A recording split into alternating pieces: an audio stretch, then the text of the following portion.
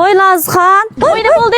Oy ne imandan saldıra. Oy Zahir Burhan, Sevrde imam, Halide imam dep anlığanmı o? Şu keldik ya şeyağa. Oy ya danlıq çolpanlarımız Ha, kelendik. çolpanlık keldik ya oyun koyduk ama bilet yetişmedik ya dep Oynimdan aldık. yaxşı xəbər bopdu qoyamsa. 29 isla şu Şehirnayı Yenimeldeki Akkor sıranıga keldik ya. Ha. 30 isla Şehirnayı Kaylo Bazır maş kök buyun kentidiki kök buyun Aramgay'a keldik ya.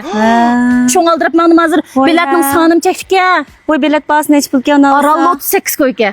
Oy əmsi aldın zakaz tıqılğan telefon numara ya bira nəslə bağlı ki ya. Aldın zakaz kıldan telefon numar 175 90 77 04 28. Oy ya. 175 90 77 04 28 muş numara alaqlası boldu. Ha, oy Onu yaxşı sökçü gelen. Akkor sırandaş tamahım çıkıdı. Andıma çoğlarımız 70. yıl, 80. yıl, 90. yıl tuğulğan.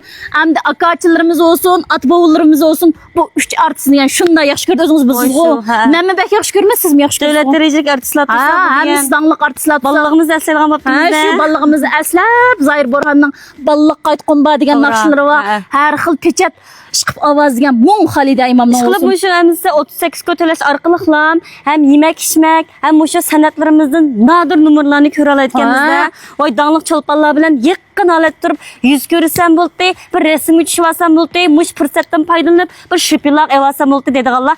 Aldırsanlar buldu Ha, gelsin fırsat ya. ganimet. San çekişçi mi dostlarımız çakkan bolmasaňlar bu artistlerimizden körümüzden körünmeysizler. Hani 29 30 maş 2 gün fırsat ganimet. Onda olsa vey daňlar bilet kız.